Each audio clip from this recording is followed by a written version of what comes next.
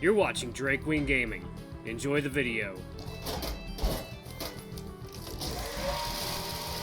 Hey guys and gals, Nary here from Drake Wing Gaming. As some of you know me on Twitter, the Gaming Dragon. Today I'm coming back at you another Let's Play episode of Adastra. Excuse me. So y'all, without further ado, let's go ahead and jump right back into it, shall we? Alarm chain, you are up, and let's go. Alright. I came too slowly on the floor into the archives. My vision is blurry and I reach up to wipe away tears. Even now I feel the incredible warmth and happiness that seemed to overflow from my chest as I live that... What's that? My future? I'm not sure what to think right now, but for the first time in months, I feel completely at peace. This is my future. I need this future. The sights and feelings were so vivid, so beautiful. I need that life with Amicus. Even though it feels as if the parents are stringing me along with the promise of a reward, I also felt the feelings of my future self. I truly believed in what I was doing, or I guess I will believe. I had mixed and melded with so many different times that I'm a little confused as to what time I'm in now. It takes a moment to become used to seeing time like a human again, instead of a parent. But when I adjust, my heart leaps in my chest at the thought of so much time ahead. The 8 years are nothing. I lie there for a while longer, catching my breath, then just staring at the starry sky through the opening in the ceiling. Silently, I thank the parents for finally showing me what the point of everything is. With a shaky sigh, I get to my feet, wanting to get back to Amicus's room, wanting to tell him everything, but knowing I can't. I wonder if they let him see it as well. I hope so. I take a deep breath, feeling the cool, fragrant night air against my wet face. I stand there for a moment, happy to just be alive. I'm so lost in this euphoria that I barely notice footsteps up the hall. Then voices, laughing and talking. I stand just in the doorway, recognizing those voices. Cassius, stop! We need to be quiet! Alex's voice is a hushed whisper, though I can tell he's trying not to laugh. Oh, I'm not your tail kitten. What will they do, arrest me? Something is odd about Cassius's voice. It's slurred and tired-sounding. I don't even attempt to hide as the two of them stumble into view, Alex clinging to Cassius's neck as the wolf tries to keep his balance. Alex giggles while Cassius playfully nips him around his face and neck. Stop! You're gonna make me laugh! Someone will hear! Alex spots me and pulls away from Cassius, standing stiffly to the side. Cassius, not having seen me yet, tries grabbing at him, but gets his paw slapped. Ouch! Ouch! Not so rough. My joints ache. He stares at Alex even as the cat tries to nod in my direction to tip the wolf off. It takes a minute, but eventually the white wolf gets it. What's that? He looks at me, takes a moment to process it, then stiffens up as well. Oh, ape creature. I frown, wondering if he's forgotten my name already, but my focus is mainly on Alex. Hey, Alex. I'm still feeling bizarrely high and confident from my time trip. Hello? This is good. I actually wanted to talk to you before I leave. Oh, what about? Well, first of all, what are you doing here? Cassius steps forward unsteadily, pointing at me, I think. His finger kind of drifts off to the side. What right do you have to question him, human? Alex quickly grabs one of Cassius's arms and tries to pull him back. Cassius, please! You're acting very uppity for someone who is still considered a pet, even if you did win my brother's favor. Leaned against the doorway casually, smiling. Oh, I want more than that, but if you really want, I can call Amicus. He should have the proper authority. No! Alex freezes and every inch of his fur bristles out. I wait, not saying anything, but Alex also says nothing, just clinging to Cassius's arm as he stares at me, as if just moving will lead me to me making good on my threat. Well then, maybe we can start with what it is you're doing here. Last I heard, you were banished from the palace. Cassius steps forward again, stumbling a bit as he drags Alex along. Enough intimidating my cat. We are to claim my father's ship, which we will then pilot to Amorpha. Alex stares open-mouthed at Cassius, clearly shocked at how quickly his plans had just been revealed. Cassius! What? Am I saying something wrong? Well, consider it your fault as you wouldn't stop pressing the wine bottle to my mouth. Alexius can only stare back at the wolf, mouth agape before he snaps it closed and turns to me. My master is simply drunk, if that was not already obvious. I am perfectly coherent despite my slightly inebriated state. Coherency isn't the issue, Cass! Alex hissed angrily at the wolf before turning back to me, smoothing his fur down. My master brought me here simply because he wanted to. As his pet, I have no choice but to obey. I see Alexios' paw grip more tightly onto Cassius's arm, warning him. Ouch! What did I say about me being sore? I sigh as I finally recognize that look in Alex's eyes. Second, y'all. Coffee time. Hell yeah.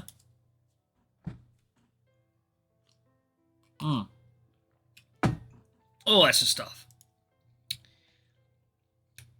So, you were planning to steal the Emperor's ship, which is Amicus' ship now, by the way, just before I was due to leave?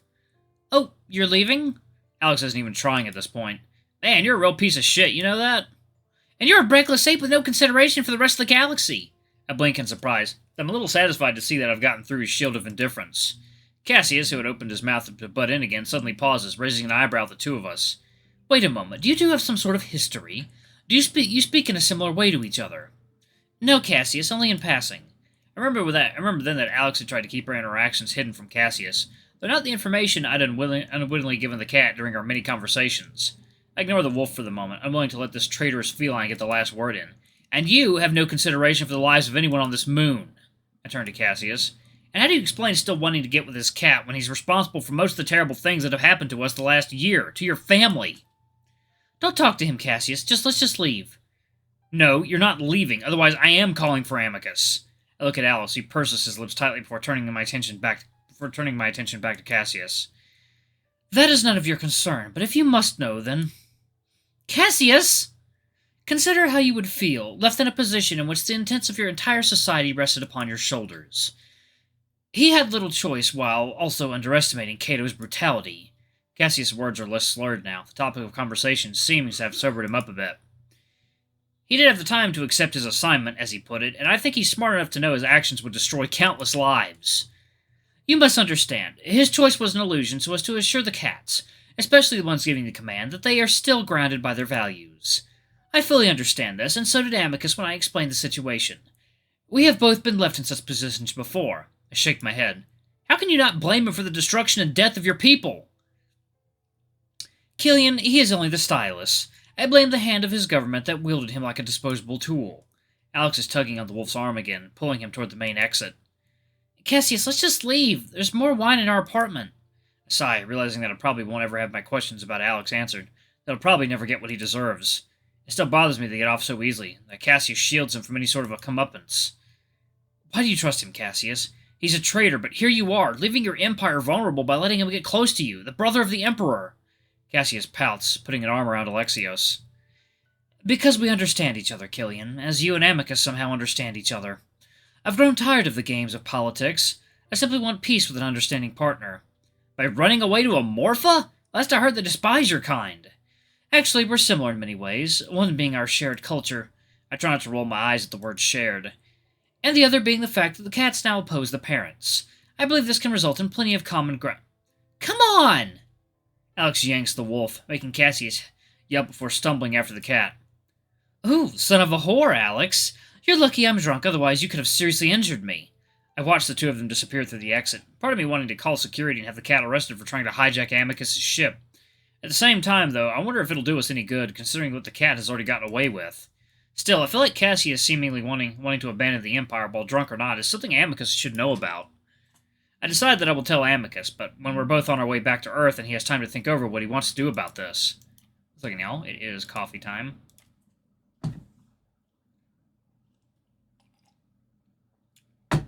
So good. As for Alex as a whole, I suppose his motivation and Cassius's willingness to defend him makes a little more sense, but I still don't like any of it. We all have a choice, whether you want to pretend it's an illusion or not. I'm in the process of making my own right now. I head back to our bedroom, suddenly extremely tired as the euphoria begins to wear off. I still feel as if I've lived an entire lifetime in just an hour. So when I find Amicus in the same position on the couch, I practically fall back into his arms. He shifts when I do, then hugs me tight before falling back to sleep. I wiggle myself deeper into his embrace before doing the same, falling asleep almost instantly.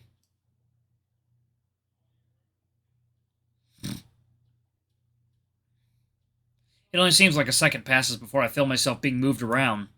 Then I feel Amicus's paw on my head, gently nudging me out of sleep. Hey there, love. It's time to get ready. I stand off to the side, watching Amicus load up the ship while checking various gadgets.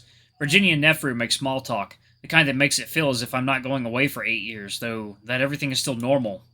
Then I have to remind myself that this technically isn't normal, even though it feels that way now. Finally, Amicus walks up to us, brushing his paws together. Well, it's about time we're off. I should be back in no more than 2 days' time. Virginia. I certainly hope that to be the case. Considering how much work will pile up, I'll try and keep the Empire from rebelling while you're gone, though. Thank you, Virginia. And I look forward to our next reunion, Kyllian. I hope your experiences contribute to a more disciplined character. Thanks? Of course. Virginia sticks out a paw, and I blink at it until I realize what she's doing. The way I first greeted her. I bend to kiss it. Goodbye, Kyllian. I step back awkwardly. Bye. And Nephru's paw sticks out, and I hear Amicus sigh loudly next to me. I don't humor the jackal, though, instead of just forcing it into an awkward handshake. That's a new one. Another human greeting. I'll have to show you more when I see you next time. And whenever that might be. It'll happen, I promise. Nephru raises an eyebrow at my assuredness, but nods. Well, here's a Kyllian goodbye. Between those who are close. He then leans down, pulling me forward. Oh! My chin rests on his shoulder. His paw comes up to rest on my head, his cheek pressing to mine. May Ahotep be with you every step of your journey, brother, and may he help you find all that you seek. I expect to hear Amicus make more noises of disapproval, but it's quiet. I stand there for a few moments, then awkwardly put my hand on the jackal's head, hoping I'm returning the gesture appropriately. I stand still until Nephru lets go and pulls back. Never heard you call me brother before. It's a farewell normally reserved for siblings. I haven't performed it since I last saw my sister on Kimia, in fact. You see me as a brother? Close enough. Until we meet again, friend. Thanks, and yeah, until then, Nephru. Amicus coughs awkwardly, stepping forward and putting his paw around my shoulder. All right, see you all when I return. Virginia smiles and Nephru nods as we turn away from them, Amicus leading the way to the ship that's parked on the palace lawn. He jumps in first and reaches down to pull me up. As soon as I'm inside, the door closes before I can look back. I'm struck by the fact that I haven't been inside the ship since I first got here, yet it's all so familiar. All right, let's make sure we have everything. Amicus walks around the back of the ship, looking at various compartments, looking into the utility closet that I've once been stuffed into. He opens the doors to his quarters, doing more checks. I move to the seat that I'd sat in years ago and look out the window. Virginia and Nephru stand by the entrance of the palace, still watching. I wave, and Nephru raises a paw in acknowledgement. Everything appears to be in order. Come, initiate liftoff. Second, y'all, it is coffee time.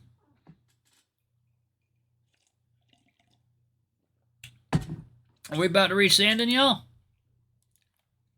Liftoff sequence engaged. The ship rumbles, though there isn't any sound as we begin to lift off the ground. Amicus sits heavily in his seat with a thump, buckling his seatbelt while I do the same. I watch out the window as Nephru, Virginia, and the palace grow smaller and smaller, along with the entire city of Adastra. It's not unlike taking off from the airport on my way to Rome, though this is much faster. Before I know it, the glittering city fades into a small, sparkling spot of lights on the globe of the moon. I stare out at Adastra, at the little patches of glittering lights indicating the cities, at the long stretches of the dark blue that indicate the oceans. That's when I notice Amicus watching me closely. What? The big wolf shrugs. Oh, just curious as to how you might feel at the moment. I must say, you seem less stressed than you had been last night. I go back to looking out the window, getting a last look at Adastra, along with the smaller Torque and the much larger Anchorus. I guess things just became clearer, kind of like he said they would. Amicus grins, and now I get the feeling that he knows exactly what I saw. Sufficient distance achieved. Prepare to enter the stretch drive. Amicus reaches out a paw, and I take it. Then you know that there's much ahead of us together. I nod, too many different emotions conflicting inside me to understand how exactly I feel as I watch Adastra get smaller and smaller. Then, it's gone, replaced with a warp space and unimaginable distance. About 10 hours. That's how much time we have before we get to Earth. We agree to stay up and treat it like having an entire day to ourselves. 2 hours pass quickly as we lie on the cot as Amicus entertains me with the various foods we have stashed in the compartments along the wall. He brought plenty this time. He learned his lesson the first time after he ran out and had to rely on the less-than-savory protein mud shake. As for the space travel food, they apparently can't go bad, so we open every single one, taste-testing them and ranking them from worst to best. Amicus is surprised that our rankings are nearly opposite each other, even though I expected it. You always wanting anything sweet, Amicus? Yes, because sweet is good. Sometimes I'd rather have something more that's salty and savory rather than sweet. But why? It's like dessert all the time. There's a reason dessert is small and comes last, Amicus. I don't see the reason. Ever heard of too much of a good thing? If something is good, then there can never be enough of it. Amicus flicks a round, blue pebble-like pellet into his muzzle, that I assume is some kind of fruit-flavored candy. I settle with munching on my salty potato chip-like dried vegetable, finding it sad that it's a bit better than most of the bland food on Adastra. Little girl, no. No, no, no. You stop that, silly thing. Did your parents, ban you from eating anything sweeter or something? Amicus pauses in the process of pouring half the bag into his muzzle before talking with his mouth full. Oh, yeah, how'd you know that? I grimace. So that's how you ran out of food last time. Alright, y'all, think we probably have one more video left, so I'm going to go ahead and pause it right there. Thank y'all so much for watching. Don't forget to like, comment, subscribe, ring that notification bell. Leave a super thanks or tip if you can. It always helps. Until the next video, I love you all. I'll see you next time. Bye-bye.